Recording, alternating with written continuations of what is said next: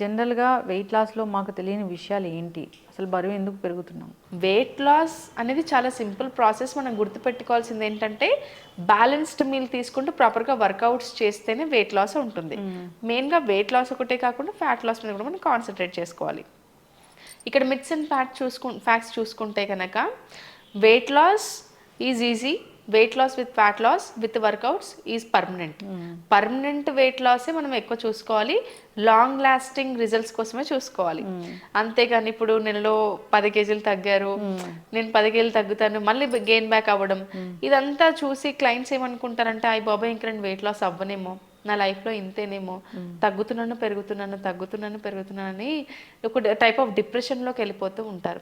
ఇక్కడ వీళ్ళందరికీ కావాల్సింది ప్రాపర్ గైడెన్స్ అండి. ప్రాపర్ గైడెన్స్ దొరికిందనుకోండి, ఖచ్చితంగా ఫ్యాట్ లాస్ ప్రాసెస్లో మనకు తగ్గిన వెయిట్ మళ్ళీ బ్యాక్ రాకుండా జరుగుతుంది అనమాట.